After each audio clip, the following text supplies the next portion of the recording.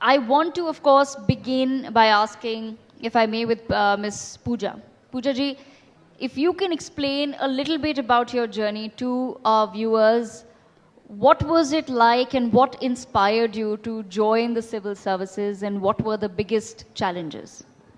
Thank you so much, Devika, and thank you to NewsX and the Sunday Guardian Foundation for inviting me for this wonderful event. So currently, I'm serving as DC Bishnupur, and I'm an IAS of the 2018 batch.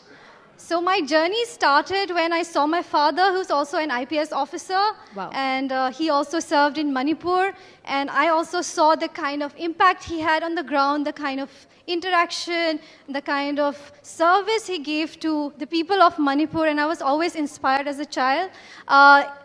When I was a child, he also was part of a UN peacekeeping mission in Bosnia and Herzegovina. Wow. And that really changed the way I saw service and community. And also because I stayed in a boarding school most of my life. I went to Wellham Girls School. After that, I was in St. Stephen's College, and I was in JNU. And so all these years away from home, you know, I felt compelled to go back and find my roots, and I always wanted to serve in Manipur. So I'm so fortunate that when I gave the UPSC exams, I was able to get my home cadre. And it has been an honor. It has been challenging, definitely. And especially as a woman, people are always doubting you. Especially when I got my DC posting, they said she's too young, she's a woman, how will she handle law and order situations, you know, because Manipur is also a sensitive place and sometimes things flare up, more violence takes place. So a lot of doubters, a lot of skepticism was there. So it has been a challenge, but I feel that that is also an added motivation to perform well, to put in more efforts, because as a woman, I feel we have to work harder. We have to put in twice the effort to be respected and recognized and thought capable of where we are. So my parents have always been supportive. My husband has been wonderful. And I have a 2-year-old daughter, and I feel that I have to do this for her. Oh, how nice. I didn't know that. And that's so lovely. And I'm sure she'll, in a couple of years, maybe even get to see this clip. And, you know, I'm not sure she understands much of it right now. But this is going to be such a special moment to share with her as well. But Pooja ji, I want to understand from you, when you talk about challenges, specifically about serving in the Northeast, can you tell us about one of the biggest challenges you face, and something that, you know, sometimes public life can be very heartbreaking as well, especially for people who come with very pure, good intention of just doing well for society. So it can be a very stressful and sometimes a heartbreaking job, but one has to wake up the next day and go back to duty. Can you tell us one such moment, and how did you come out of it?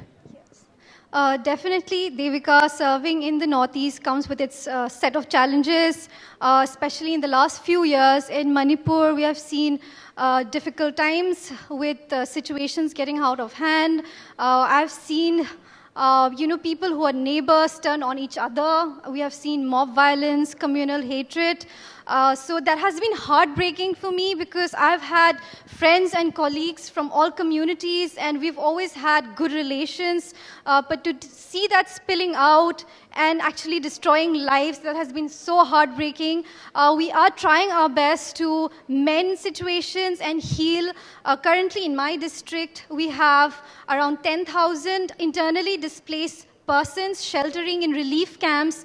So we are working day and night to make sure that they are able to rebuild their lives. We are trying to rebuild their homes. We are trying to rehabilitate them and give them livelihood opportunities. So that has been one of the biggest challenges. I have seen people who were thriving in their hometowns but have been displaced by the law and order situation. So they are trying to find their feet on the ground once again. And I'm seeing wonderful people, especially women with small children, trying to start a business, trying to start weaving, trying to start with small enterprises so that they are able to provide for their families.